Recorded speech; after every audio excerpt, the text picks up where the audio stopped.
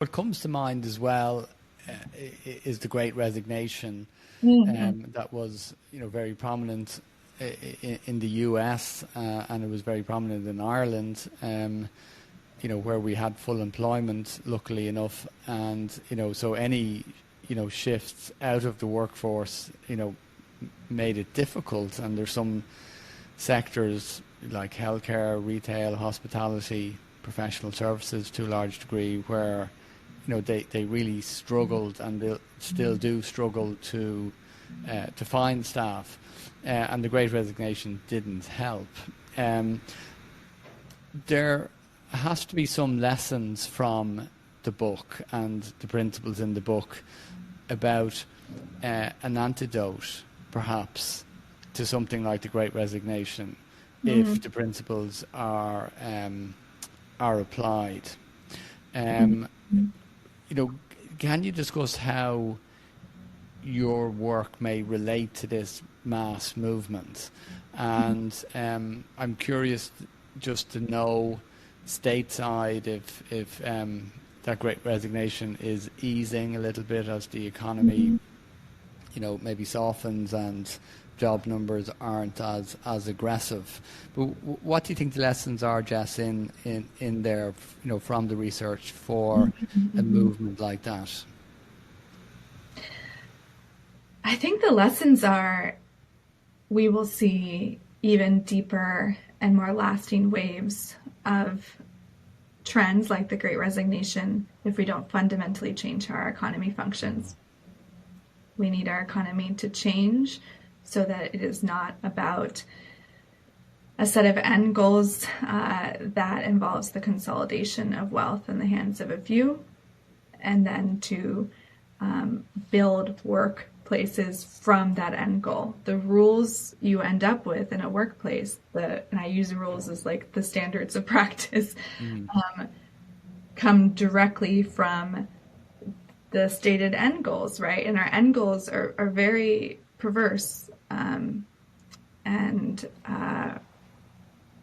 unsustainable, obviously.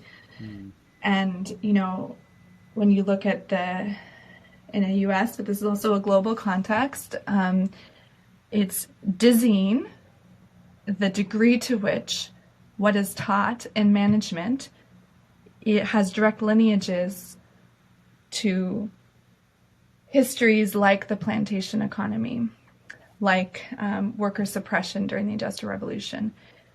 What we teach and how we operate in our workplaces, even if it might be packaged differently now, has in its DNA ways of being that go to serve suppression and oppression of our workers, of human bodies, and extraction of their life energy and extraction of the wealth from our communities. So the Great Resignation, I would say, is only the beginning, especially as Gen Z comes online here and it's just done and eyes are open.